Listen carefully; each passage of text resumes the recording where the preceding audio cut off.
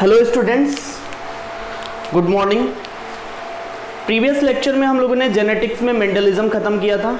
Mendelism के बाद मैंने आपको ये एक्सप्लेन किया था कि मेंडल ने पी प्लांट को ही सेलेक्ट क्यों किया। आज के इस क्लास में हम लोग जेनेटिक्स को ही कंटिन्यू करने जा रहे हैं, जिसके अंदर हम बात करने वाले हैं कि मेंडल ने जो 7 पेयर ऑफ कंट्रास्टिंग कैरेक्टर्स जो सेलेक्ट किए थे वो किन किन क्रोमोजोम्स पे देखा था, उन्होंने ऑब्जर्व किया था, उसको किसने एक्सप्लेन किया और ये 7 पेयर ऑफ कंट्रास्टिंग कैरेक्टर्स क्या थे। इसी के साथ हम लोग आज के क्लास में ये भी देखने वाले हैं कि जो मेंडल्स के पोस्टुलेट्स थे उनको कार्ल कोरेंस ने 3 लॉज में कन्वर्ट किया हुआ है, first law, second law and third law. तो ये बेसिक जो 3 लॉ हैं इनके बारे में भी हम आज डिस्कस करने वाले हैं। तो ध्यान से ये लेक्चर सुनिएगा क्योंकि ये बहुत ही इंपॉर्टेंट लेक्चर होने वाला है। सबसे पहले हम बात कर लेते हैं कि वो 7 पेयर ऑफ कंट्रास्टिंग कैरेक्टर क्या हैं, उनका अरेंजमेंट कैसा होगा। एक क्वेश्चन जो होता है वो पक्का इससे आता ही है। तो आपको ये समझना है कि कौन से डोमिनेंट ट्रेट थे, कौन से रिसेसिव ट्रेट हैं और वो कैरेक्टर्स क्या हैं जो मेंडल ने ऑब्जर्व किया था। तो यहाँ पे हेडिंग डाला हुआ है, एक तरफ हम लोग लिख लेते हैं सीरियल नंबर, है ना। इसके बाद हम लोग यहाँ पे लिख लेते हैं कैरेक्टर्स, जो कैरेक्टर्स उन्होंने ऑब्जर्व किए थे। फिर हम लोग यहाँ पे बात कर लेते हैं कैरेक्टर्स में 2 ट्रेट होंगे, एक डोमिनेंट होगा और दूसरा क्या होगा, रिसेसिव होगा। ये भी आपको पता है। इसके अलावा अगर हम लोग क्रोमोजोम नंबर की बात करें तो किस क्रोमोजोम नंबर पे उन्होंने ये कैरेक्टर्स ऑब्जर्व किए थे, ये भी क्वेश्चन में आता है। तो बहुत इंपॉर्टेंट पॉइंट आपको ये समझने में आएगा कि मेंडल ने जब कैरेक्टर्स ऑब्जर्व किए थे तो वो बेसिकली कौन कौन से क्रोमोजोम पे उन्होंने ऑब्जर्व किया था वो कैरेक्टर्स। तो यहाँ पे मैंने आपको ये सारे के सारे पॉइंट एक्सप्लेन करने जा रहा हूँ, ध्यान से सुनिएगा क्योंकि सारी बातें बहुत इंपॉर्टेंट होने वाली हैं। अब यहाँ पे मैं आपको समझाता हूँ। हम लोगों ने बात किया था कि मेंडल ने जो प्लांट सेलेक्ट किया था वो एक्चुअल में कौन सा प्लांट था, पी प्लांट, है ना। और हम लोगों ने बात किया था कि जो पी प्लांट होता है, जिसको हम लोग पाइसम सेटाइवम बोलते हैं, उसका जो क्रोमोजोम नंबर होता है, वो होता है 2n=14, है ना। वो होता है 2n=14। यानी कि अगर हम बात करें तो यहाँ पे क्रोमोजोम नंबर कितना है, 14 है। सीरियल नंबर अगर पहला हम बात करें तो पहले कैरेक्टर्स को हमने लिया हुआ है हाइट। तो सबसे पहला कैरेक्टर उन्होंने ऑब्जर्व किया प्लांट का हाइट। अगर पी प्लांट के हाइट की बात करो तो उन्होंने 2 ट्रेट इसमें देखा, या तो उसका साइज बड़ा था या तो उसका साइज छोटा था। तो अगर बड़ा साइज है तो डोमिनेंट में उन्होंने क्या लिख दिया, टॉल, है ना। और अगर उसका छोटा साइज है तो उन्होंने क्या लिख दिया, ड्वार्फ। तो बेसिकली आपको ये समझ में आ गया होगा। अब मैं आपको एक छोटा सा ट्रिक बताने जा रहा हूं जिससे ये पूरा सॉल्व हो जाएगा। मैं यहाँ पे एक टर्म लिख देता हूं, टायरगिका। मैंने एक टर्म लिखा हुआ है टायरगिका मैंने टर्म लिखा हुआ है TYRGICA। और मैंने आपको ये दिख रहा है कि मैं इसको किस में लिखा हूं, डोमिनेंट के अंदर लिखा हूं।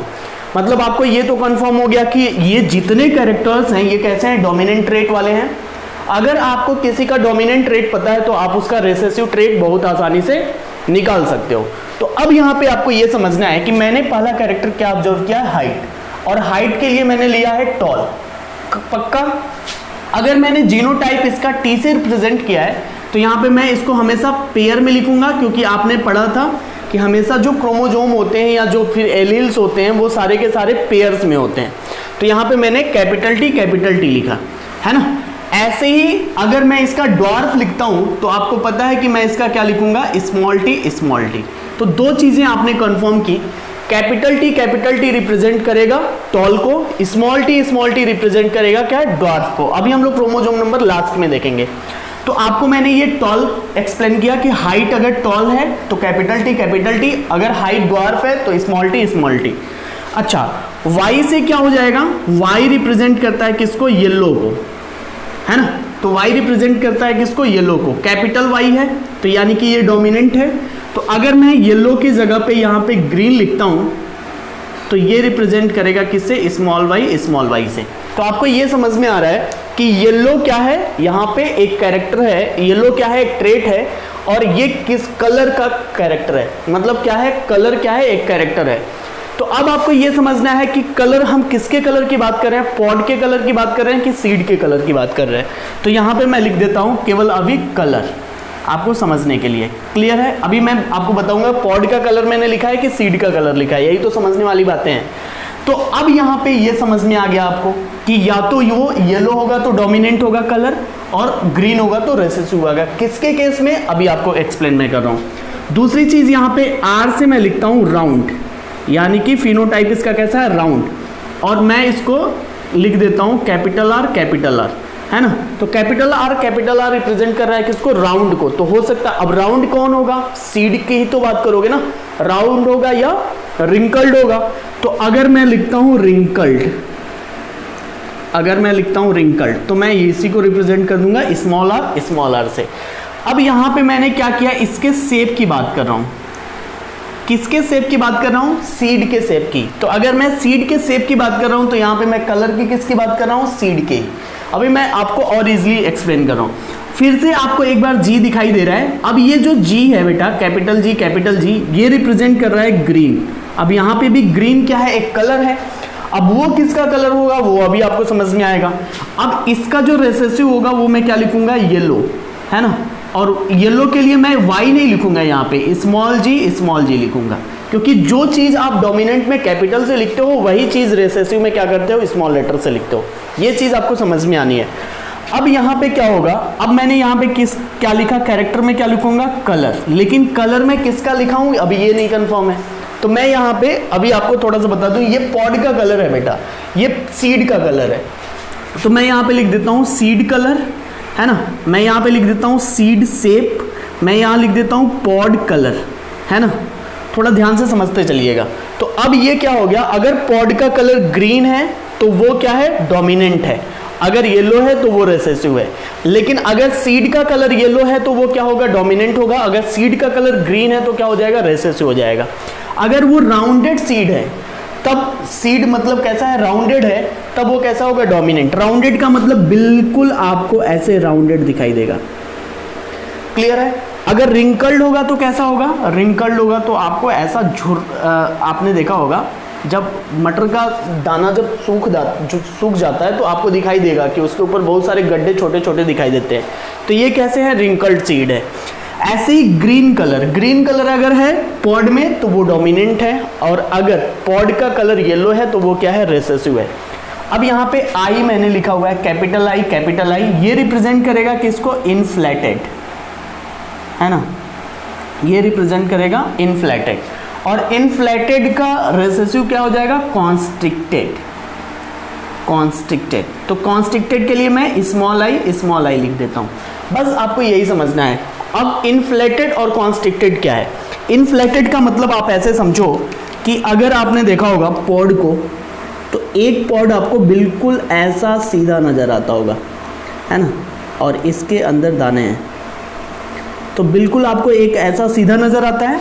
और एक पॉड आपने देखा होगा जो बिल्कुल ऐसे दिखाई देगा, है ना, हल्का सा इरेगुलर शेप उसका दिखाई दे रहा है। तो अगर पॉड बिल्कुल स्ट्रेट आपको दिखाई दे रहा है, सीधा दिखाई दे रहा है, झुर्रियां नहीं हो उस पर, तब वो इनफ्लेटेड है। कॉन्स्ट्रिक्टेड का मतलब अब वो थोड़ा सा मैच्योर ज़्यादा हो गया है और वो कॉन्स्ट्रिक्टेड टाइप में दिख रहा है। तो ऐसा स्ट्रक्चर आपको दिखाई देगा।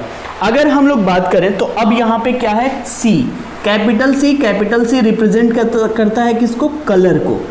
तो अगर कलर किसका मैं बात करूंगा, फ्लावर के, तो फ्लावर अगर कलर्ड फ्लावर है, कलर्ड फ्लावर मतलब यहाँ पे वायलेट कलर, तो अगर वायलेट कलर आपको दिखाई दे रहा है, कलर्ड फ्लावर है, तो उसका जो रेसेसिव फॉर्म होगा वो कैसा होगा, कलरलेस होगा। तो यहाँ पे क्या हो जाएगा, वाइट। और अगर मैं कैपिटल सी कलर के लिए रिप्रेजेंट कर रहा हूँ, तो स्मॉल सी किसके लिए रिप्रेजेंट करूंगा, कलरलेस के लिए। तो यहाँ पे क्या हो जाएंगे, वो फ्लावर का कलर कलरलेस हो जाएगा। तो यहाँ पे मैंने जो लिखा हुआ है इनफ्लेटेड किसके लिए रिप्रेजेंट करूंगा मैं, पॉड के शेप के लिए। तो पॉड का शेप कैसा होगा, या तो इनफ्लेटेड होगा या तो कॉन्स्ट्रिक्टेड होगा। इनफ्लेटेड होगा तो डोमिनेंट और कॉन्स्ट्रिक्टेड होगा तो रेसेसिव। ऐसे ही मैं फ्लावर कलर अगर बेटा कलर्ड है, मतलब अगर वो वायलेट कलर है तब वो डोमिनेंट है, और अगर वो वाइट कलर है तो क्या है, रेसेसिव है। अब लास्ट में एक कैरेक्टर बचा हुआ है, पोजीशन, है ना, फ्लावर का पोजीशन, फ्लावर पोजीशन।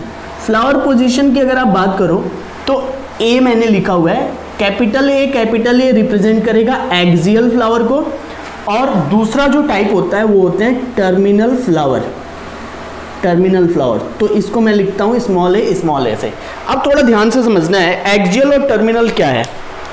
एक्सियल का मतलब ये होता है कि जब फ्लावर एक्सिस से निकलता है तब उसको मैं एक्सियल फ्लावर बोलता हूं, और जो फ्लावर बिल्कुल टर्मिनल पोजीशन पे है, एक एंड पॉइंट पे है, तब उसको मैं टर्मिनल फ्लावर बोलता हूं। तो एक्सियल का मतलब क्या, अगर मैं ये रिप्रेजेंट कर दूं, ये मान लो ये फ्लावर है ना, और ये इधर इसी एक्सिस से निकला हुआ है, तो ये क्या रिप्रेजेंट कर रहा है, एक्सियल फ्लावर। और अगर मान लो ये फ्लावर है और बिल्कुल टर्मिनल ऊपर वाले पोजीशन पे है, तब ये कैसे फ्लावर है बेटा, टर्मिनल फ्लावर है। तो आपको ये समझ में आ गया होगा एक्सियल क्या है और टर्मिनल क्या है। तो आपने ये बातें समझ गए होंगे कि फ्लावर का पोजीशन दोनों क्या हो सकता है, अगर वो डोमिनेंट होगा तो एक्सियल और अगर रिसेसिव होगा तो टर्मिनल। अब यहाँ पे मैं इसका सीरियल नंबर देता हूँ 1 2 3 4 5 6 एंड 7, है ना। तो ये 7 कैरेक्टर्स आपको दिखाई दे रहे हैं, 7 ऑब्लिगेट कैरेक्टर्स आपको दिखाई दे रहे हैं। इसके अंदर 14 कंट्रास्टिंग ट्रेट्स है। तो ये दोनों क्या है, ट्रेट है, और वो क्या है, कैरेक्टर। बेसिकली एक कैरेक्टर के 2 ट्रेट मेंडल ने ऑब्जर्व किए थे। तो अब थोड़ा ध्यान से समझ लो, प्लांट की हाइट टॉल होगी तो डोमिनेंट होगा, ड्वार्फ होगा तो रेसेसिव होगा। सीड का कलर, इधर मैंने दोनों क्या रिप्रेजेंट किया है, सीड के लिए, ये दोनों क्या है, सीड है, ये दोनों क्या है, पॉड है, और ये दोनों क्या है, फ्लावर है। यहाँ पे भी मैं लिख देता हूँ, ये मैंने दोनों सीड के लिए रिप्रेजेंट किया है, ये मैंने पॉड के लिए रिप्रेजेंट किया, और ये मैंने फ्लावर के लिए रिप्रेजेंट किया है। तो बेसिकली ये 3 चीजें आपको समझ में आ गई। तो सीड का कलर अगर येलो है तो डोमिनेंट है, और अगर ग्रीन है तो क्या है, रेसेसिव है। कंफ्यूजन कैसे आता है, अब यहाँ पे येलो क्या है, डोमिनेंट है, और यहाँ पे येलो क्या है, रेसेसिव है। तो पॉड के कलर में अगर येलो होगा तो वो रेसेसिव होगा, लेकिन सीड के कलर में अगर येलो होगा तो वो डोमिनेंट होगा। ऐसे ही ग्रीन के लिए मैंने एक्सप्लेन किया है कि पॉड का कलर अगर ग्रीन है तो डोमिनेंट है, अगर येलो है तो रेसेसिव है। बेसिकली ये सारे कैरेक्टर्स आपको समझ में आ गए कि क्या क्या बेसिक कैरेक्टर है उसके, पॉड के शेप क्या है, और उसका स्ट्रक्चर्स कैसा है, ये सारी चीजें हम लोगों ने बात कर लिया है। अब यहाँ पे हम लोग बात करने जा रहे हैं कि उस कौन से क्रोमोसोम नंबर पे उन्होंने इसको ऑब्जर्व किया था, और इसको खुद मेंडल ने नहीं एक्सप्लेन किया। इसको जो एक्सप्लेन किया था क्रोमोसोम नंबर के बेसिस पे, उनका नाम था ब्लिक्स्ट। तो ब्लिक्स्ट ने क्या किया, ये टर्म एक्सप्लेन किया कि मेंडल ने कौन से क्रोमोसोम पे कौन सा कैरेक्टर ऑब्जर्व किया है। अब यहाँ पे थोड़ा ध्यान से समझना है, अगर हम लोग बात करें हाइट की बात करें तो इन्होंने 4th number of chromosome, 4th chromosome number पे उन्होंने हाइट कैरेक्टर को क्या किया था, ऑब्जर्व किया था। ये आपको याद रखना है। ऐसे ही अगर हम लोग सीड के कलर की बात करें, ठीक है, तो कलर, सीड के कलर को उन्होंने ऑब्जर्व किया था 1st क्रोमोसोम पे, 1st क्रोमोसोम पे उन्होंने ऑब्जर्व किया था सीड के कलर को। अगर हम लोग शेप की बात करें, सीड के शेप की, तो उन्होंने 7th क्रोमोसोम पे उन्होंने ऑब्जर्व किया था। किस पे ऑब्जर्व किया था, 7th क्रोमोसोम पे। ऐसे ही अगर हम लोग फ्लावर के कलर की बात करें, यहाँ पे लिखा हुआ है फ्लावर कलर, फ्लावर के कलर की बात करो तो ये इन्होंने ऑब्जर्व किया था 1st नंबर ऑफ क्रोमोसोम। तो 1st क्रोमोसोम पे उन्होंने फ्लावर के कलर को ऑब्जर्व किया। अगर हम लोग पोजीशन की बात करें तो पोजीशन एक्सियल है कि टर्मिनल है, इसको उन्होंने ऑब्जर्व किया 4th नंबर ऑफ क्रोमोसोम। तो 4th नंबर ऑफ क्रोमोसोम पे उन्होंने क्या किया था, फ्लावर के पोजीशन को ऑब्जर्व किया था। ऐसे ही अगर हम लोग पॉड के कलर की बात करें तो पॉड का कलर उन्होंने ऑब्जर्व किया था 5th नंबर ऑफ क्रोमोसोम पे। तो 5th क्रोमोसोम पे उन्होंने ऑब्जर्व किया था फ्लावर का कलर कैसा होगा, पॉड का कलर। तो यहाँ पे आपको ये दिखाई दिया कि 5th नंबर ऑफ क्रोमोसोम पे उन्होंने क्या ऑब्जर्व किया, पॉड का कलर। और अगर हम लोग पॉड के शेप की बात करें तो उन्होंने ऑब्जर्व किया था 4th क्रोमोसोम पे, 4th क्रोमोसोम पे। तो बेसिकली ये आपके पास मैंने एक्सप्लेन किया कि कौन से क्रोमोसोम पे उन्होंने कौन सा कैरेक्टर ऑब्जर्व किया। अब यहाँ पे 4th क्रोमोसोम 1, 2 एंड 3, 3 कैरेक्टर्स उन्होंने 4th नंबर ऑफ क्रोमोसोम पे ऑब्जर्व किया है। ये भी क्वेश्चन में आ सकता है। पहला कैरेक्टर क्या, हाइट, दूसरा कैरेक्टर क्या, पॉड का शेप और तीसरा कैरेक्टर क्या, फ्लावर का पोजीशन। ये 3 कैरेक्टर्स उन्होंने 4th क्रोमोसोम पे ऑब्जर्व किए, जबकि 5th नंबर ऑफ क्रोमोसोम पे केवल एक कैरेक्टर उन्होंने ऑब्जर्व किया, वो है पॉड का कलर। ऐसे ही 7th क्रोमोसोम पे अगर आप देखो तो उन्होंने पॉड सीड का शेप ऑब्जर्व किया था। 1st क्रोमोसोम पे उन्होंने सीड का कलर ऑब्जर्व किया और 1st ही क्रोमोसोम पे उन्होंने पॉड फ्लावर का भी कलर ऑब्जर्व किया। तो बेसिकली ये क्रोमोसोम नंबर भी आपको पता होना चाहिए कि कौन से क्रोमोसोम पे उन्होंने कौन सा कैरेक्टर ऑब्जर्व किया है। तो ओवरऑल मैंने आपको ये एक्सप्लेन किया कि डोमिनेंट, रिसेसिव और क्रोमोसोम नंबर, ये सारी चीजें आपको समझ में आ गई। क्रोमोसोम नंबर 7 था, इसीलिए सबको लगा कि 7 क्रोमोसोम है तो सातों पे एक एक कैरेक्टर ऑब्जर्व किया होगा, जबकि ऐसा नहीं था। ब्लिक्स ने ये एक्सप्लेन किया कि जो मेंडल हैं उन्होंने एक्चुअल में 4 क्रोमोसोम पे ये अलग अलग 7 कंट्रास्टिंग कैरेक्टर्स ऑब्जर्व किए थे। यहां तक की बातें आपको समझ में आ गई। अब हम लोग बात करने चल रहे हैं मेंडल्स के लॉ के बारे में, है ना, कि मेंडल्स ने कौन कौन से लॉ दिए हुए हैं। फर्स्ट लॉ क्या बोलता है, सेकंड लॉ क्या बोलता है, थर्ड लॉ क्या बोलता है। एक्चुअल में मेंडल ने तो कोई लॉ नहीं दिया था, उन्होंने केवल क्या दिए थे, पोस्टुलेट्स दिए थे। उन पोस्टुलेट्स को कंसीडर किया किसने, कार्ल कोरेंस ने। Carl Correns. तो अब हम लोग बात करने वाले हैं कार्ल कोरेंस के बारे में और उनके लॉ के बारे में, है ना। जो मेंडल्स के लॉ हैं उनके बारे में हम लोग बात करने चल रहे हैं। तो फटाफट इसको मिटाते हैं।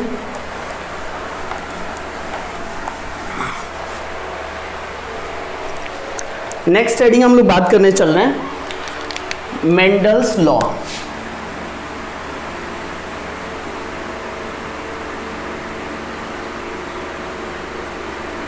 मेंडल्स लॉ की अगर आप बात करो तो पहले क्रॉस की बात कर लेते हैं। Mendel's law is based on Mendel's cross, है ना। तो जो क्रॉस उन्होंने परफॉर्म किया उसी पे ये सारा लॉ हम लोग एक्सप्लेन करेंगे। एक्चुअल में मेंडल ने 2 क्रॉस कराए थे। पहला उन्होंने क्रॉस कराया था मोनो हाइब्रिड क्रॉस, ठीक है।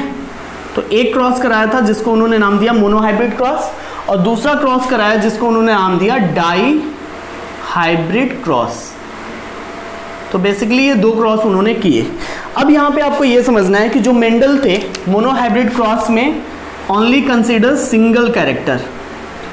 तो जब हम किसी सिंगल कैरेक्टर को लेकर के क्रॉस कराते हैं तब उस तरह के क्रॉस को हम लोग क्या बोलते हैं, mono hybrid cross.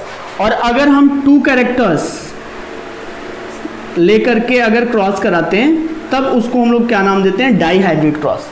Monohybrid cross के अंदर इन्होंने 2 लॉ एक्सप्लेन किए हुए हैं। इस पे 2 लॉ बेस्ड है बेटा। पहला जो लॉ है फर्स्ट लॉ, जिसको हम लोग बोलते हैं लॉ ऑफ डोमिनेंस। तो मोनो हाइब्रिड पे पहला जो लॉ है वो है लॉ ऑफ डोमिनेंस, और इसी के ऊपर दूसरा लॉ है law of segregation.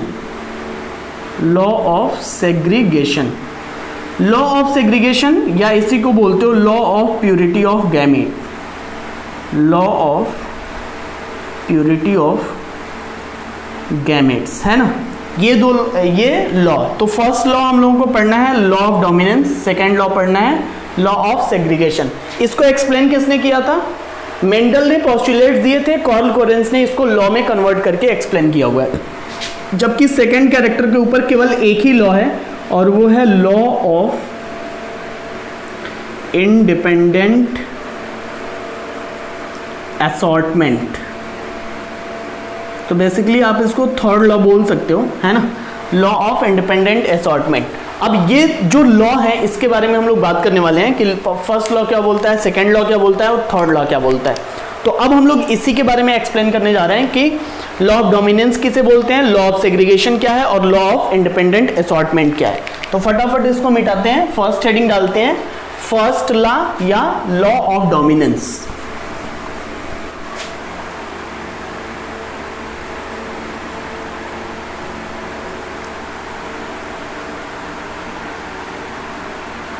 Law of dominance, है ना।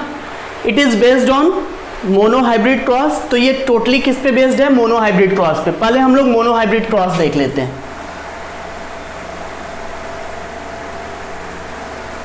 मोनो हाइब्रिड क्रॉस आपने पहले भी देखा है।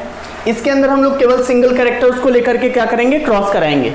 तो यहां पे मैंने क्या किया, एक सिंगल कैरेक्टर लिया जिसको हम बोलते हैं हाइट। मान लेते हैं इस क्रॉस के अंदर मैंने कैरेक्टर सेलेक्ट किया हाइट, प्लांट की हाइट उन्होंने ऑब्जर्व किया, प्लांट की हाइट के दो ट्रेट है ना, या तो प्लांट का हाइट टॉल होगा या तो प्लांट का हाइट ड्वार्फ होगा। तो बेसिकली कैरेक्टर कितना है, एक, ट्रेट कितने हैं बेटा, दो। अब यहाँ पे हम लोग जब क्रॉस कराएंगे तो यहाँ पे मैंने मान लो इसका हाइट कैरेक्टर लिया, तो मैंने ले लिया टॉल प्लांट है ना, टॉल के लिए हम लोग जीनोटाइप क्या लिख लेंगे, कैपिटल टी, और ऐसे ही इसको क्रॉस करा देंगे ड्वार्फ प्लांट से, और ड्वार्फ प्लांट के लिए जीनोटाइप क्या ले लेंगे, स्मॉल टी। बेसिकली अगर मान लो इसको आप फीमेल मान लेते हो तो ये क्या है, मेल, और ये दोनों कैसे हैं बेटा, ये दोनों क्या है, पेरेंट्स हैं, ये दोनों क्या है, पेरेंट्स हैं। ये आपको समझ में आ गया। तो ऐसे हाइट एक कैरेक्टर मैंने सेलेक्ट किया जिसके अंदर दो पेरेंट्स हैं, या तो वो डॉर्फ होंगे या तो वो टॉल होंगे। अब इन दोनों के बीच में मैंने क्या कराया है, क्रॉस परफॉर्म कराया है। तो जब भी यहाँ पे गैमेट फॉर्मेशन होना होगा तो यहाँ पे दो में से क्या होंगे, एक आएंगे, क्योंकि मियोसिस डिवीजन होगा तो दो में से केवल हाफ नंबर ऑफ क्रोमोसोम क्या करता है, पार्टिसिपेट करता है, और यहाँ पे भी ड्वार्फ में से केवल एक आएगा। तो ये आपको समझ में आ रहा है, ये दोनों क्या है, गैमेट्स हैं। अब दोनों गैमेट क्या करेंगे, आपस में फ्यूज करेंगे और कैपिटल टी स्मॉल टी बना देंगे। तो अब ये जो बना हमारा, ये कैसा है, हाइब्रिड है, और ये क्या है बेटा, F1 जनरेशन है, ये क्या है, F1 जनरेशन है। और ये कैसे हैं, हाइब्रिड टॉल हैं, कैसे हैं, हाइब्रिड टॉल। अब थोड़ा ध्यान से समझना है, यहाँ पे दोनों के एक एक कैरेक्टर हैं, अगर दोनों के एक एक ट्रेट है, मतलब एक टॉल भी है, एक टॉल से कैपिटल टी और एक स्मॉल टी से स्मॉल टी। तो अगर एक्चुअल में हम देखें तो यहाँ पे तो दोनों का कैरेक्टर रिप्रेजेंट होना चाहिए, लेकिन मेंडल ने क्या बोला, मेंडल ने ये बोल रहे हैं कि यहाँ पे पेयर ऑफ एलील्स में से केवल एक कैरेक्टर का क्या होगा, एक्सप्रेशन होगा, दूसरे कैरेक्टर का क्या हो जाता है, सप्रेशन हो जाता है। तो दूसरा कैरेक्टर अपने कैरेक्टर को क्या कर लेगा, दूसरा जो एलील है उसका कैरेक्टर क्या हो जाएगा, सप्रेस हो जाएगा, और केवल डोमिनेंट वाले का कैरेक्टर क्या होगा, एक्सप्रेस होगा। अगर ऐसा कंडीशन दिखता है कि अब पेयर ऑफ एलील में से केवल एक का कैरेक्टर एक्सप्रेस होता है, दूसरे का कैरेक्टर सप्रेस हो जाता है, तो जिस एलील का कैरेक्टर एक्सप्रेस होगा उस कैरेक्टर को उन्होंने, उस एलील्स को उन्होंने क्या बोला है, डोमिनेंट एलील बोला है। और जिसका कैरेक्टर सप्रेस हो जा रहा है डोमिनेंट एलील के प्रेजेंस होने की वजह से, उसको उन्होंने क्या बोला है, रेसेसिव एलील बोला है। तो यहाँ पे हमेशा जो प्रोजेनी बनेगी वो कैसी बनेगी, हाइब्रिड टॉल बनेगी। तो जो डोमिनेंट कैरेक्टर होगा हमेशा F1 जनरेशन में वही रिप्रेजेंट होगा। मेंडल ने यही अपना पोस्टुलेट्स में बोला हुआ है। तो यहाँ पे आपको ये समझ में आ गया कि हमेशा जब क्रॉस कराएंगे तो जो F1 जनरेशन की प्रोजेनी बनेगी उसके अंदर पेयर ऑफ एलील्स में से केवल एक एलील का कैरेक्टर एक्सप्रेस होना है, जिसको डोमिनेंट एलील बोला जाएगा, और दूसरे कैरेक्टर का एलील क्या हो जाएगा, सप्रेस हो जाएगा, जिसको हम लोग रेसेसिव एलील्स बोलते हैं। अब इसी को हम लोगों ने क्या बोला है, law of dominance. Law of dominance क्यों, क्योंकि एक का कैरेक्टर एक्सप्रेस हो रहा है वो डोमिनेंट है, और दूसरे का कैरेक्टर सप्रेस हो रहा है वो रेसेसिव है। इसी के ऊपर बेस्ड है ये लॉ ऑफ डोमिनेंस। तो हम लोग लिख लेते हैं कि लॉ ऑफ डोमिनेंस क्या बोलता है। तो यहाँ पे हम लोग डिफाइन कर लेते हैं, अकॉर्डिंग टू दिस लॉ। तो ये देखिए मैंने इसका डेफिनेशन लिखा हुआ है, according to this law one character express itself in F1 generation which is known as dominant allele. मैंने वही बोला कि जब एक पेयर ऑफ एलील में से केवल एक एलील का कैरेक्टर एक्सप्रेस होता है तो उसको डोमिनेंट बोलते हैं, and the other allele which fails to express, मतलब दूसरा जो एलील है वो फेल हो जा रहा है, एक्सप्रेस नहीं कर पा रहा है, ऐसे को हम लोग क्या बोलते हैं, रेसेसिव एलील बोलते हैं। तो ये है क्या, लॉ ऑफ डोमिनेंस। इसका एग्जाम्पल अगर आप कंसिडर करना चाहते हो तो लिख सकते हो मेज, है ना, स्नैपड्रैगन, ETC। अब ये जो मैंने लॉ पढ़ा है केवल मेंडल्स के केस में ऐसा हो रहा है, मतलब कुछ केस में ऐसा हो रहा है, लेकिन बहुत सारे ऐसे भी केस हैं जहां पे ये बिल्कुल फॉलो नहीं करेगा। वहां पे डोमिनेंट और रिसेसिव दोनों का मिक्सिंग हो जाएगी और कैरेक्टर एक्सप्रेस होगा। तो जब ऐसा कंडीशन होता है तो लॉ ऑफ डोमिनेंस क्या हो जाएगा, फेल हो जाएगा। तो बहुत सारे इसके एक्सेप्शंस भी हम लोग पढ़ने वाले हैं। अभी जब हम लोग बात करेंगे नेक्स्ट क्लास के अंदर तो वहां पे मैं आपको समझाऊंगा कि बहुत सारे, जैसे इनकम्प्लीट डोमिनेंस के अंदर आप देखोगे, को डोमिनेंस के अंदर देखोगे, तो इसके बहुत सारे एक्सेप्शंस भी यहाँ पे हम लोग को पढ़ने को मिलेगा। लेकिन अभी जो हम लोग पढ़ रहे हैं लॉ ऑफ डोमिनेंस, उसमें आपको ये सारी बातें याद रखनी है। अब हम लोग बात कर लेते हैं सेकेंड लॉ ऑफ मेंडल्स के बारे में। जो सेकेंड लॉ है उसके बारे में, तो ये आपका फर्स्ट लॉ था। सेकेंड लॉ क्या बोलता है वो हम लोग थोड़ा सा देख लेते हैं। इसको मैं यहीं पे मिटा देता हूँ, है ना, और ये जो मैंने रिप्रेजेंट किया है क्रॉस, इसको ऐसे ही रहने देते हैं, क्योंकि इसी पे आपको मोनोहाइब्रिड क्रॉस पे ही दूसरा लॉ भी समझ में आएगा। अब यहाँ पे हम लोग ये देखे थे कि कैपिटल टी स्मॉल टी बना था हाइब्रिड टॉल। अगर हम लोग इसके गैमीट को सेग्रीगेट करें, अलग करें, है ना, तो गैमीट को सेग्रीगेट करोगे तो दो गैमीट बनेगा, एक बनेगा कैपिटल टी और दूसरा बनेगा स्मॉल टी, यही बनेगा। अब आपको क्या कराना है, आपने पढ़ा था कि जब भी F2 जनरेशन आपको फाइंड आउट करना होगा तो इसी गैमीट का इसी से क्या कर देना है, क्रॉस करा देना है, सेल्फ क्रॉस कराना है। तो यहाँ पे अगर मान लो ये कैपिटल टी स्मॉल टी दो गैमीट थे, अब इसका मैंने सेल्फिंग कराया तो capital T small T, capital T small T. अब यहाँ पे क्या होगा, जब इसका क्रॉस मैं इससे कराऊंगा तो कैपिटल टी बनेगा, इसका क्रॉस अगर मैं इससे कराऊंगा तो कैपिटल टी स्मॉल टी बनेगा, स्मॉल टी से कैपिटल टी तो कैपिटल टी स्मॉल टी, और स्मॉल टी से स्मॉल टी तो स्मॉल टी स्मॉल टी। ये हमारा क्या आ गया, F2 जनरेशन। ये हमारा क्या आ गया, F2 जनरेशन। F2 जनरेशन में आपको ये दिखाई दे रहा है कि एक जो एलील है, पेयर ऑफ एलील है, वो होमोजाइगस फॉर्म में है, एक और हमें होमोजाइगस फॉर्म में दिखाई दे रहा है, और दो ऐसे हैं जो हाइब्रिड कंडीशन में दिखाई दे रहे हैं।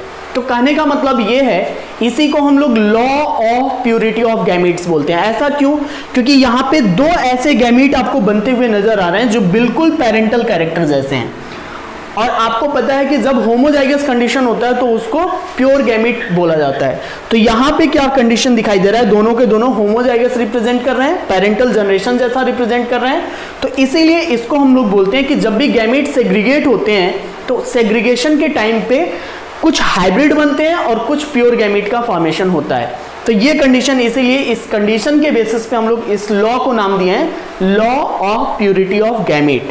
तो F2 जनरेशन के अंदर अगर हम लोग फिनोटाइप की बात करें, F2 जनरेशन के अंदर अगर हम लोग फिनोटाइप की बात करें तो फिनोटाइप में आपको क्या दिखाई दे रहा है, तीन टॉल हैं, capital T tall, capital T small T tall, capital T small T tall. तो कितने हैं, तीन क्या है बेटा, टॉल हैं, और एक क्या है, ड्वार्फ है, एक क्या है, ड्वार्फ है। तो यानी कि 3:1। अगर फिनोटाइप इसका आप फाइंड आउट करोगे तो कितना रेशियो आ रहा है, 3:1। लेकिन अगर इसी का आप जीनोटाइप फाइंड आउट करते हो, जीनोटाइप, तो जीनोटाइप इसका क्या आ जाएगा, जीनोटाइप में आपको ये दिखाई दे रहा है, एक कैपिटल टी है तो इसको हम लोग लिखते हैं 1, दो कैपिटल टी स्मॉल टी है तो इसको मैं लिख देता हूं 2, एंड एक आपको स्मॉल टी है तो इसको मैं लिख देता हूं 1। तो जीनोटाइप इसका क्या आ रहा है, 1:2:1। ये आपको हमेशा याद रखना है, 1:2:1 मोनोहाइब्रिड क्रॉस का क्या है, जीनोटाइप है F2 जनरेशन का, और F2 जनरेशन का ही फिनोटाइप क्या है, 3:1 है। कैसे 1:2:1 आया और कैसे 3:1 आया, ये दोनों चीजें आपने कंफर्म की हैं। अब इसका अगर हम लोग डेफिनेशन लिखें, मैं यहां पे सेकंड लॉ लिख देता हूं, लॉ ऑफ सेग्रीगेशन, है ना, इसी को बोला जाता है law of purity of gamete, law of purity of gametes. क्यों बोला जाता है, आपने ये समझ में आ गया होगा। अब इसी को हम लोग डिफाइन कर लेते हैं कि ये लॉ क्या बोल रहा है। तो अकॉर्डिंग टू दिस लॉ,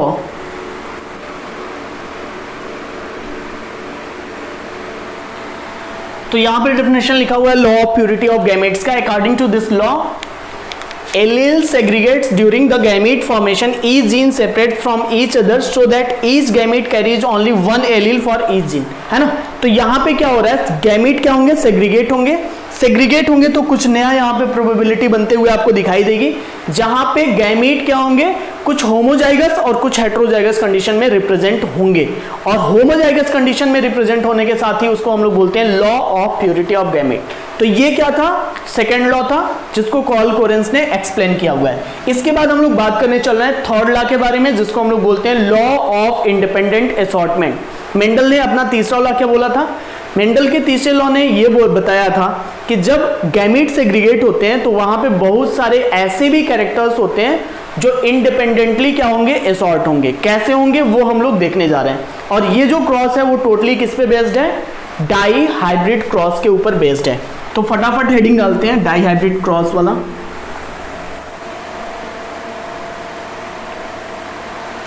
तो बेटा ये हम लोगों का थर्ड लॉ है जिसको हम बोलते हैं क्या, लॉ ऑफ इंडिपेंडेंट असॉर्टमेंट। अभी तक जो दो लॉ हमने बात किया है उसको मैंने बोला है कि वो टोटली बेस्ड है किस पे, मोनो हाइब्रिड क्रॉस के ऊपर। लेकिन इसमें लिखा हुआ है कि ये किस पे बेस्ड है बेटा, डाई हाइब्रिड क्रॉस के ऊपर। डाई हाइब्रिड क्रॉस में मतलब क्या, दो कैरेक्टर्स को एक साथ कंसीडर करके जब हम क्रॉस कराते हैं तब उसके लिए टर्म यूज होता है डाई हाइब्रिड क्रॉस।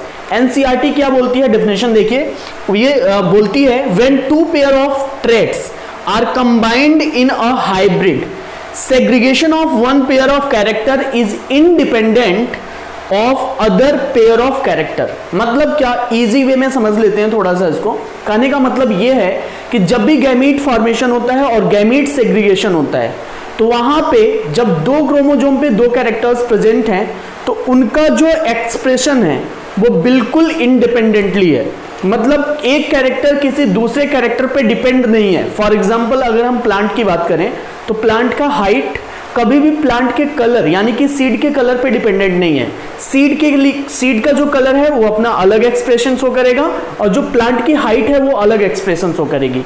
ऐसे ही कलर ऑफ सीड और कलर ऑफ पॉड, अगर इन दोनों को भी आप कंसिडर करते हो तो न तो पॉड का कलर डिपेंडेंट है किस पे, सीड के कलर पे, और ना ही सीड का कलर डिपेंडेंट है पॉड के कलर पे। वो दोनों अपना अलग अलग एक्सप्रेशन शो करते हैं। तो कहने का मतलब ये है कि यहाँ पे जब हम इंडिपेंडेंट असॉर्टमेंट की बात करते हैं तो जो भी कैरेक्टर्स हैं, जो भी एक्सप्रेशंस है, जब भी वो असॉर्ट होंगे तो वो क्या है, इंडिपेंडेंट है एक दूसरे के पे, डिपेंडेंट बिल्कुल भी नहीं है। ये चीज हमें समझ में आती है।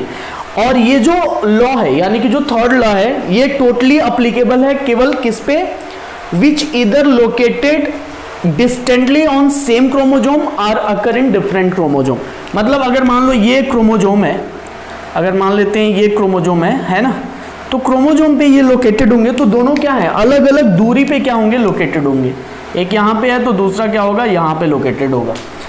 अगर वो दोनों पास में आ जाएंगे तो लिंकेज हो जाएगा, और अगर लिंकेज हुआ तो ये एक्सेप्शंस में कंसीडर किए जाएंगे। तो अगर आपसे एक्सेप्शन पूछता है कि थर्ड लॉ का एक्सेप्शन क्या होगा तो आप बोल सकते हो लिंकेज। तो यहाँ पे क्या होंगे, ये डिस्टेंटली क्या होंगे, अलग अलग दूरी पे क्या होंगे, लोकेटेड होंगे एक क्रोमोजोम के ऊपर। और अगर अलग अलग क्रोमोजोम पे हैं तो और बेहतर है। तो यहाँ पे आपको ये समझ में आना है, नहीं तो पास पास में आएंगे तो लिंकेज हो जाएगा, जिसकी वजह से ये एक्सेप्शनल केस में कंसीडर किए जाएंगे। लिंकेज क्या होता है वो हम लोग बाद में डिटेल स्टडी करेंगे। तो अभी आपको मैंने ये एक्सप्लेन किया कि लॉ ऑफ इंडिपेंडेंट असॉर्टमेंट क्या बोलता है। थोड़ा सा कंफ्यूजिंग है लेकिन अच्छे से समझोगे तो ईजी है। अब इसको हम लोग थोड़ा सा डायग्रामेटिकली फ्लो चार्ट से समझ लेते हैं कि इसको कैसे डाई हाइब्रिड क्रॉस पे हम लोग कंसीडर करते हैं, रेशियो क्या आता है, ये सारी चीजें हम बात कर लेते हैं। तो फटाफट इसका रेशियो वगैरह हम लोग निकालते हैं, देखते हैं क्या आता है। जब हम इसके रेशियो को फाइंड आउट करते हैं तो यहाँ पे लॉ ऑफ इंडिपेंडेंट असॉर्टमेंट के लिए मैं आपको डाई हाइब्रिड क्रॉस एक्सप्लेन कर देता हूँ। डाई हाइब्रिड क्रॉस थोड़ा ध्यान से समझिएगा क्योंकि यहाँ पे बहुत अच्छे से समझना जरूरी है। तो डाई हाइब्रिड क्रॉस की हम बात करते हैं। डाई हाइब्रिड क्रॉस का मतलब टू कैरेक्टर्स को मैं कंसीडर करके क्रॉस कराऊंगा, तो इसीलिए मैं इसको क्या बोलता हूं, डाई हाइब्रिड क्रॉस।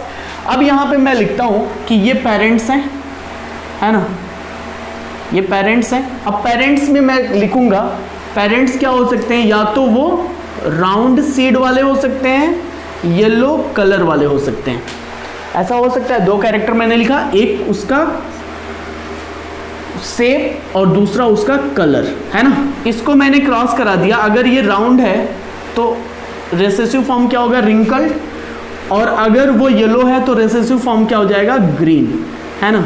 तो ये दोनों क्या हो गए, पेरेंट्स हो गए।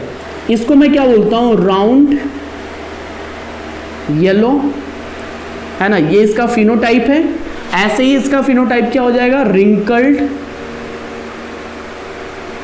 ग्रीन, तो रिंकल्ड ग्रीन। तो अब यहां पे हम लोग क्रॉस कराने जा रहे हैं दो कैरेक्टर्स को लेकर के। एक कैरेक्टर क्या है, उसका कलर है, और दूसरा कैरेक्टर उसका क्या है, शेप है। तो शेप और कलर, ये दो कैरेक्टर हमने सेलेक्ट किया हो, उसके बीच में क्रॉस कराएंगे। तो इस तरह के क्रॉस को हम लोग क्या नाम देते हैं, डाई हाइब्रिड क्रॉस। ये पेरेंट बेटा, ये एक पेरेंट है ना, मेल मान लो इनको, और इसको मान लो कि ये फीमेल है। आप चाहो तो उसको कन्वर्ट कर सकते हो, बदल सकते हो, है ना। अब यहाँ पे आपको क्या समझना है, जो मैंने ये दो पेरेंट्स लिए हुए हैं, इनके बीच में क्रॉस परफॉर्म करेंगे। अगर इनको आप सेपरेट करोगे तो यहाँ पे 2 गैमीट बनेंगे आपको, है ना, ये 2 गैमीट बनते हुए आप दिखा सकते हो। पहला बनेगा RY और दूसरा बनेगा RY, है ना, 2 गैमीट बने RY। ऐसे ही अगर यहां से आप सेग्रीगेट करते हो तो यहां से भी आपको 2 गैमीट बनते हुए नजर आएंगे, एक कैपिटल R कैपिटल Y और दूसरा भी क्या बनेगा, कैपिटल R कैपिटल Y।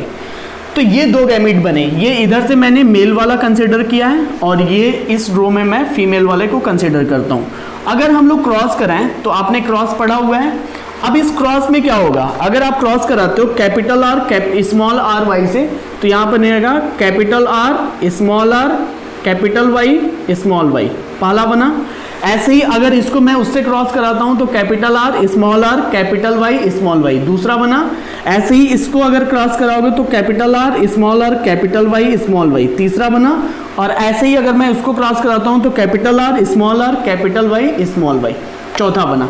ये 4 तरीके के गैमीट आपको बनते हुए नजर आ रहे हैं, ये 4 तरह के प्रोजेनी आपको बनते हुए नजर आ रहे हैं। ये गैमीट्स हैं, गैमीट्स का मैंने फिर से वो दिखाया, तो ऐसे 4 प्रोजेनी आपको बनते हुए नजर आते हैं। ये कौन सा जनरेशन है, ये बेटा F1 जनरेशन है ना, ये F1 जनरेशन है। और F1 जनरेशन में आपको दिखाई दे रहा है कि जितने प्रोजेनी बन रहे हैं सबके अंदर वही कैरेक्टर है, मतलब सबके सब कैसा कैरेक्टर शो कर रहे हैं, राउंड, है ना, और येलो। राउंड येलो क्यों, क्योंकि एक कैपिटल R और एक कैपिटल Y, तो दोनों डोमिनेंट फॉर्म में है। और आपने पढ़ा अभी लॉ ऑफ डोमिनेंस क्या बोलता है कि अगर पेयर ऑफ एलील्स में से अगर एक कैरेक्टर डोमिनेंट है तो वो डोमिनेंट प्रोजेनी बनाएगा। तो यहाँ पे कैरेक्टर कैसे होंगे, राउंड येलो हाइब्रिड फॉर्म में, ये भी राउंड येलो हाइब्रिड फॉर्म में, round yellow hybrid and round yellow hybrid. तो यहाँ पे जो रेशियो है बेटा वो हमेशा इक्वल है ना। तो यहाँ पे रेशियो क्या है, यहाँ पे रेशियो आपको बिल्कुल एक जैसा दिखाई दे रहा है। तो ये जो 4 आपको प्रोजेनी बनते हुए नजर आ रहे हैं, ये भी क्या होंगे, राउंड येलो, ये भी क्या होंगे, राउंड येलो, ये भी राउंड येलो, और ये भी क्या है, राउंड येलो। लेकिन सारे के सारे कैसे हैं, हाइब्रिड हैं। तो ये कंडीशन आपको दिखाई दे रहा है। ये केवल अभी मैंने F1 जनरेशन निकाला। अगर मैं इसी का F2 जनरेशन निकालूं तो और ज्यादा क्लियर आपको समझ में आ जाएगा कि इंडिपेंडेंट असॉर्टमेंट कैसे मैं एक्सप्लेन कर रहा हूं। तो अभी मैंने केवल ये किस पे बेस्ड आपको दिखाई दे रहा है, लॉ ऑफ डोमिनेंस। तो लॉ ऑफ डोमिनेंस पे बेस्ड है। अब मैं क्या करता हूं, इसी को, इस गैमीट्स को लेकर के, ये जो गैमीट हमारा प्रोजेनी बना है, अब इसी का हम क्या करेंगे, सेल्फ क्रॉस कराएंगे। जब सेल्फ क्रॉस कराओगे तो वहां पे आपको बहुत सारे प्रोजेनी बनते हुए नजर आएंगे और उनमें अलग अलग कैरेक्टर्स आपको देखने को मिलेगा। अभी तक तो वही कैरेक्टर्स दिखाई दे रहे हैं जो आपस में क्रॉस करके बने हैं, लेकिन अब जब हम इनका सेल्फ क्रॉस कराते हैं तब आपको कुछ नए कैरेक्टर्स भी बनते हुए दिखाई देंगे। तो अब हम लोग वो देखने की कोशिश करते हैं कि नए कैरेक्टर्स बनते कैसे हैं। तो इसको मैं मिटा देता हूं, है ना, जगह नहीं है ज़्यादा, इसलिए थोड़ा सा ऊपर से स्टार्ट करते हैं हम लोग ताकि और क्लियरली आपको समझ में आ जाए। अब यहाँ पे उस प्रोजेनी को रिप्रेजेंट करने के लिए हम लोगों को क्या करना पड़ेगा, सेल्फ क्रॉस कराना पड़ेगा। सेल्फ क्रॉस जब कराएंगे तब आपको समझ में आएगा कि कैसे वो सारे कैरेक्टर्स एक्सप्रेस हो रहे हैं जो इंडिपेंडेंटली क्या हो रहे हैं, एसॉर्ट हो रहे हैं, अलग हो रहे हैं। अब यहाँ पे थोड़ा ध्यान से समझना, लास्ट में क्या बना था, capital R small r capital Y small y, है ना। तो अब इधर अगर हम लिखें तो capital R small r capital Y small y 4 बने थे।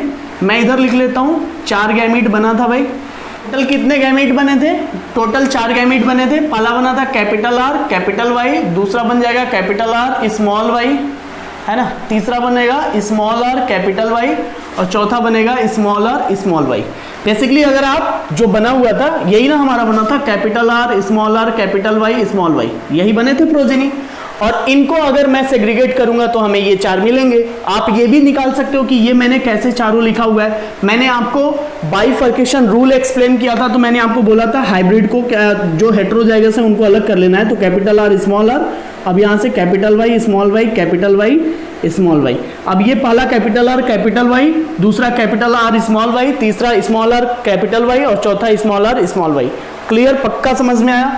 अब थोड़ा ध्यान से समझना है आपको, ये जो 4 गैमीट्स बने हैं, ये चारों गैमीट्स अब क्या करेंगे, ये अगर मान लो ये एक तरफ का है तो ठीक, ऐसे हम लोग दूसरे तरफ सेल्फ क्रॉस कराना है तो उसको बनाना पड़ेगा। तो सेम गैमीट आप लेंगे, कैपिटल R कैपिटल Y, फिर आप लोगे कैपिटल R स्मॉल y, फिर आप लोगे स्मॉल r कैपिटल Y और लास्ट में आप लेंगे क्या, स्मॉल आर स्मॉल वाई, ये 4 आपने क्या किया, सेल्फ क्रॉस कराने के लिए वही गैमेट ले लिया। अब इसको क्रॉस करा के देखते हैं। क्रॉस कराने के लिए आपको पुनेट स्क्वायर टेस्ट बनाना पड़ेगा। पुनेट स्क्वायर में हम लोगों ने बात किया था कि कैसे बनाना है ना। तो अब यहाँ पे आपको पुनेट स्क्वायर टेस्ट के थ्रू एक्सप्लेन करना पड़ेगा कि कैसे ये गैमेट बन रहे हैं। अब फटाफट देखते जाओ, बहुत आसान है। Capital R capital Y cross करेगा, कैपिटल आर कैपिटल वाई से बन जाएगा क्या, capital R capital R capital Y पक्का।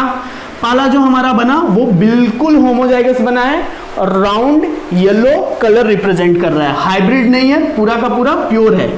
या अगर इससे क्रॉस कराओगे तो capital R capital Y small y, ये भी हमारा क्या बनेगा, राउंड येलो, क्योंकि उसमें डोमिनेंट कैरेक्टर दिखाई दे रहे हैं। अगर इसको क्रॉस कराओगे तो कैपिटल आर कैपिटल वाई। अब ये जो बना ये भी हमारा कैसा बना, राउंड येलो बना, बिल्कुल सही बात है। अगर इसको मैं क्रॉस कराऊंगा, इस कैपिटल आर कैपिटल वाई और स्मॉल वाई, और ये भी कैसा बनेगा, राउंड येलो। तो पहला जो हम लोगों ने रिप्रेजेंट किया है इसमें सभी के सभी क्या बन रहे हैं, राउंड येलो। ये भी कैसा है, राउंड येलो, ये भी कैसा है, राउंड येलो, और ये भी कैसा है, राउंड येलो। तो ये चारों के चारों कैसे बने, राउंड येलो बने। अब इसका क्रॉस इससे उठा के करोगे तो क्या बनेगा, capital R capital Y small y, पाला बना। ये भी कैसा है, राउंड येलो, इसको भी मैं लिख देता हूं कि ये कौन सा है, राउंड येलो, है ना। दूसरा अगर क्रॉस कराते हो तो कैपिटल आर स्मॉल वाई। अब यहाँ पे 2 स्मॉल वाई होने की वजह से, आर की वजह से तो डोमिनेंट होगा, तो ये राउंड हो गए, लेकिन कैपिटल वाई एक भी नहीं है, दोनों स्मॉल वाई हैं, इसलिए कैसे हो गए, ग्रीन हो गए। तो यहाँ पे एक नया कैरेक्टर आपको दिखाई दे रहा है, राउंड ग्रीन। ऐसे भी प्रोजीनी है जिसका कलर कैसा अपीयर हो रहा है, ग्रीन कलर, राउंड के साथ यानी कि डोमिनेंट के साथ रेसेसिव का कैरेक्टर भी एक्सप्रेस हो रहा है। तो यहाँ पे राउंड ग्रीन आपको एक्सप्लेन कर रहा हूं मैं। अब यहाँ पे क्या हुआ, अगर केवल सिंगल कैरेक्टर लेके चलते तब ऐसा नहीं होता, लेकिन डबल कैरेक्टर जब आपने लिया, 2 कैरेक्टर्स लिए, तब यहाँ पे आपको ये दिखाई दे रहा है कि जो एक कैरेक्टर है वो दूसरे पे बिल्कुल क्या है, इंडिपेंडेंट है, डिपेंडेंट नहीं है। अच्छा, अगर इसको मैं फिर से क्रॉस कराता हूं उससे, तो capital R capital Y small y, ये बना। अब ये जो बना ये भी कैसा बनेगा, ये भी राउंड और येलो ही बनेगा, क्योंकि capital R capital Y present है। अब उसका क्रॉस उससे कराओ तो capital R capital small y. अब यहाँ पे थोड़ा ध्यान से समझो, कैपिटल आर की वजह से क्या होगा, राउंड होगा, तो इसको मैं राउंड लिखता हूं। और डबल वाई मतलब दोनों रेसेसिव वाई हैं, तो यहाँ पे क्या हो जाएगा, ग्रीन हो जाएगा, तो राउंड ग्रीन ये मिला। अब यहाँ पे अगर इसको क्रॉस कराओगे उससे तो क्या बनेगा, कैपिटल आर कैपिटल वाई। अब यहाँ पे थोड़ा ध्यान से देखो, एक कैपिटल आर है, एक कैपिटल वाई है, तो 2 कैपिटल वाई है, तो यहाँ पे राउंड येलो ही बनेगा, कोई डाउट नहीं होना चाहिए। अगर इसको क्रॉस कराते हो तो कैपिटल आर कैपिटल वाई और स्मॉल वाई, ये भी कैसे बनेंगे, राउंड येलो, ये भी राउंड येलो ही बनेगा। अगर इसका क्रॉस इससे कराते हो तो क्या बनेगा, स्मॉल आर कैपिटल वाई और कैपिटल वाई। अब थोड़ा ध्यान से समझो, यहां पे एक नया कैरेक्टर आपको दिखाई देने वाला है, डबल आर, दोनों स्मॉल हैं, तो रेसेसिव फॉर्म है, तो क्या हो जाएगा, राउंड रिंकल्ड, है ना, रिंकल्ड हो गया, और कैपिटल वाई की वजह से क्या हो गया, येलो। अब देखो एक नया कैरेक्टर आपको मिल गया। रिंकल्ड क्या है बेटा, रेसेसिव फॉर्म है, येलो क्या है, डोमिनेंट फॉर्म है, और दोनों एक साथ आ रहे हैं, तो यहाँ पे क्या हो गया, ऐसे कैरेक्टर आपको दिखाई दे रहा है। अब इसका क्रॉस उससे कराओ तो स्मॉल आर कैपिटल वाई और स्मॉल वाई। अब यहाँ पे अगर आप देखोगे तो स्मॉल आर की वजह से क्या होगा, रेसेसिव फॉर्म है, तो वो रिंकल्ड है, कैपिटल वाई की वजह से क्या हो जाएगा, येलो, तो ये क्या हो गया, रिंकल्ड येलो। ये दूसरा कैरेक्टर भी आपको दिखाई दे रहा है। अब इसमें आ जाओ, अगर इसका क्रॉस उससे कराओगे तो capital R capital Y small y. अब ये क्या रिप्रेजेंट करेगा, राउंड येलो ही करेगा, कोई डाउट नहीं होना चाहिए, क्योंकि ये कैपिटल आर है कैपिटल वाई की वजह से। अगर इसका क्रॉस इससे कराओगे तो कैपिटल आर स्मॉल वाई और स्मॉल वाई, दोनों स्मॉल वाई, ये भी है वो भी है। तो अब यहाँ पे क्या होगा, एक कैपिटल आर की वजह से तो ये क्या होगा, राउंड होगा, लेकिन डबल स्मॉल वाई की वजह से क्या हो जाएंगे, ये ग्रीन हो जाएंगे, तो राउंड ग्रीन आपको दिखाई दे रहा है, पक्का। अब इसको क्रॉस कराओ, स्मॉल आर कैपिटल वाई और स्मॉल वाई। अब यहाँ पे क्या हो जाएगा, स्मॉल आर की वजह से ये क्या हो गया, रिंकल्ड हो गए, कैपिटल वाई की वजह से येलो हो गए, तो रिंकल्ड येलो आपको दिखाई दे रहा है, पक्का। और अगर हम लोग उसमें चलते हैं तो यहाँ पे क्या हो जाएगा, स्मॉल आर की वजह से स्मॉल आर और स्मॉल वाई, तो ये क्या हो गया, रिंकल्ड और ग्रीन हो गए। तो ये बिल्कुल एक नया दिखाई दे रहा है कैरेक्टर, रिंकल्ड क्या हो गया, ग्रीन हो गया। अब आपको ये समझ में आता है कि ये जो मैंने पूरा का पूरा लिखा हुआ है क्रॉस करके, वो तो आपको समझ में आ गया। थोड़ा कैरेक्टर ध्यान से समझिएगा, यहाँ पे मैं एक्सप्लेन करने की कोशिश करता हूँ। ये जो डायगोनल मैं बना रहा हूँ, इस डायगोनल के अंदर जो भी आएंगे वो सारे के सारे डोमिनेंट वाले हैं, मतलब round yellow.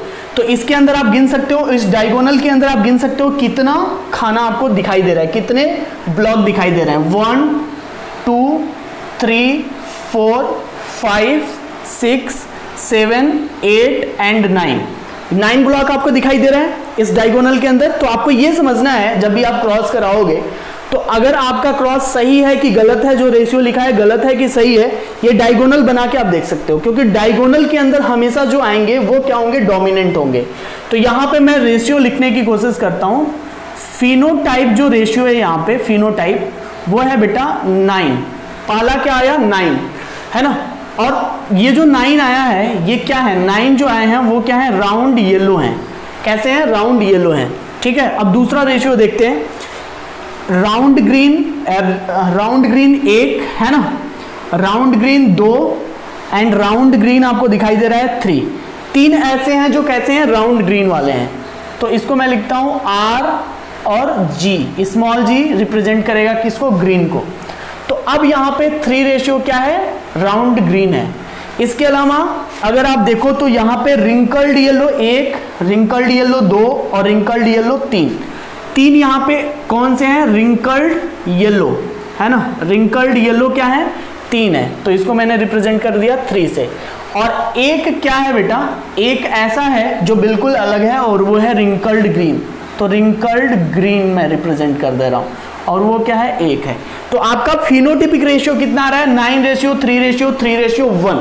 Die hybrid cross का रेशियो हमेशा पूछता है। हमेशा याद रखिएगा कि जब आप मेंडलिज्म पढ़ेंगे तो यहाँ पे डाई हाइब्रिड क्रॉस का रेशियो हमेशा होगा 9:3:3:1। 9 क्या है, डोमिनेंट वाले हैं। 3 क्या है बेटा, हो सकता है कि 3 येलो के साथ क्या हो, रिंकल्ड हो, या फिर ग्रीन के साथ क्या हो, राउंड हो। तो ये दोनों क्या है, नए कैरेक्टर आपको दिखाई दे रहे हैं। और ये क्या है, रिंकल्ड ग्रीन आपको दिखाई दे रहा है।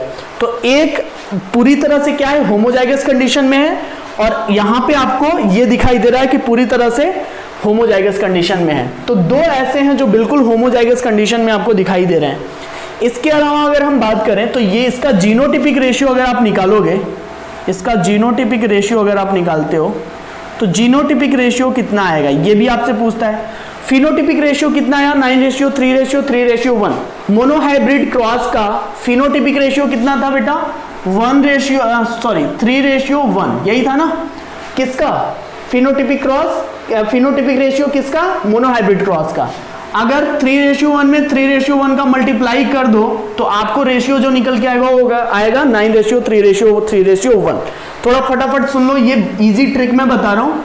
1 मल्टीप्लाई करोगे तो 1 1 जा 1 है ना, 3 1 जा 3, फिर 3 1 जा 3, फिर 3 3 जा 9। आपको दिखाई दे रहा है 9:3:3:1। मोनोहाइब्रिड क्रॉस का क्या था, 3:1 दो बार मल्टीप्लाई किया मैंने, आ गया 9:3:3:1। तो ये फिनोटिपिक रेशियो रिप्रेजेंट करता है किसका, डाई हाइब्रिड क्रॉस का। मोनोहाइब्रिड क्रॉस के लिए अगर आप बात करोगे, जीनोटाइप अगर डाई हाइब्रिड क्रॉस के लिए बात करोगे, तो अगर हम लोग यहाँ पे बात करें तो मोनोहाइब्रिड क्रॉस के लिए क्या आया था, मैं यहाँ पे आपको एक्सप्लेन कर देता हूँ। मोनोहाइब्रिड क्रॉस के लिए आया था 1:2:1। अब क्या करना है आपको, अगर डाई हाइब्रिड क्रॉस का जीनोटिपिक रेशियो याद करना है तो आपको याद करने की जरूरत नहीं है। कैसे निकलेगा वो सुन लो। इसी को आप क्या करोगे, मल्टीप्लाई कर दोगे, 1:2:1 मल्टीप्लाई 1:2:1। अब इसको मल्टीप्लाई करोगे तो 1 1 जा 1, 1 2 जा 2, 1 1 जा 1, ये आ गया। फिर इसको अब नीचे नहीं करना है, इसी लाइन में करते जाना है। 2 1 जा 1, 2 2 जा 4, 2 1 जा 2 है ना। अब क्या करना है, एक बचा हुआ है, 1 1 जा 1, 1 2 जा 2 और 1 1 जा 1। तो ये रेशियो जो मैंने लिखा हुआ है ये किसका है, डाई हाइब्रिड जीनोटिपिक रेशियो है। क्या मैंने लिखा है, 1:2:1:2:, 4:2:1:2:1। क्लियर है? आप मिला लो 1 2 1 2 4 2 1 2 1, ये रेशियो आप निकाल सकते हो। तो मैंने निकाला कैसे है बेटा, मोनोहाइब्रिड क्रॉस जो रेशियो आया था जीनोटाइप का, उसी में मैंने मल्टीप्लाई कर दिया है। मल्टीप्लाई थोड़ा सा बायोलॉजिकली करना पड़ेगा आपको, मैथमेटिकली नहीं करना है। एक ही लाइन में मैंने उसको लिखा हुआ है, तो आपको ये रेशियो जीनोटाइप रेशियो निकलते हुए समझ में आ रहा है। ये क्वेश्चन कई बार पूछा जाता है, तो आप उसको याद करोगे तो भूल सकते हो, लेकिन जब ऐसे करोगे तो आपको भूलने का चांस है ही नहीं, गलत होने का चांस 0%। तो इस तरह से मैंने जीनोटिपिक और फिनोटिपिक रेशियो यहाँ पे निकाला। ये बेसिकली क्या है, पुनेट स्क्वायर टेस्ट में मैंने रिप्रेजेंट किया है कि डाई हाइब्रिड क्रॉस का रेशियो जो प्रोजेनी बनेगी वो अलग अलग कैरेक्टर्स को क्या कर रही है, एक्सप्रेस कर रही है, और कोई भी कैरेक्टर किसी दूसरे कैरेक्टर पे क्या है, डिपेंडेंट नहीं है। और यही जो लॉ है वो कहलाता है क्या, लॉ ऑफ इंडिपेंडेंट असॉर्टमेंट। और यही चीज हमें पूरे अच्छे से समझना है कि law of independent assortment, call coherence ने ये बोला कि मेंडल ने जो ऑब्जर्व किया था उसमें बहुत सारे ऐसे कैरेक्टर्स थे जो बिल्कुल क्या है, असॉर्ट होते समय, अलग होते समय बिल्कुल दूसरे पे क्या होंगे, इंडिपेंडेंट होंगे। तो जब भी हम लोग दो कैरेक्टर्स की बात करते हैं तो कोई भी दो कैरेक्टर्स आपस में क्या होते हैं, इंडिपेंडेंटली असॉर्ट होते हैं, कोई भी डिपेंडेंट नहीं होता है। बिल्कुल ये बात अपने दिमाग में क्लियर रखनी है। तो फिनोटिपिक रेशियो, जीनोटिपिक रेशियो कितना आता है, डायगोनल के अंदर क्या है, और ये ऐसे कैसे रिप्रेजेंट होता है, ये मैंने आपको एक्सप्लेन कर दिया। अब बहुत सारे एक्सेप्शंस हम लोगों को इसके अंदर पढ़ना है। तो नेक्स्ट कॉन्सेप्ट हम लोग डील करने वाले हैं जीन एक्सप्रेशन को लेकर के। जीन एक्सप्रेशन क्या होता है, जीन एक्सप्रेशन में दो टाइप के हम लोग इंटर एलेलिक जीन एक्सप्रेशन और इंट्रा एलेलिक जीन एक्सप्रेशन के बारे में बात करेंगे। तो नेक्स्ट क्लास के अंदर जरूर ध्यान से पढ़िएगा। और नेक्स्ट क्लास के अंदर हम लोग बात करने वाले हैं जीन एक्सप्रेशंस के बारे में, क्या होता है जीन एक्सप्रेशन, कैसे होता है, और एक्सेप्शंस के बारे में, इनकम्प्लीट डोमिनेंस, को डोमिनेंस वगैरह सारी चीजें। तो अभी इसको अच्छे से देख लीजिएगा, कोई डाउट होता है तो आप हमें मैसेज कॉल कर सकते हो। Thank you so much.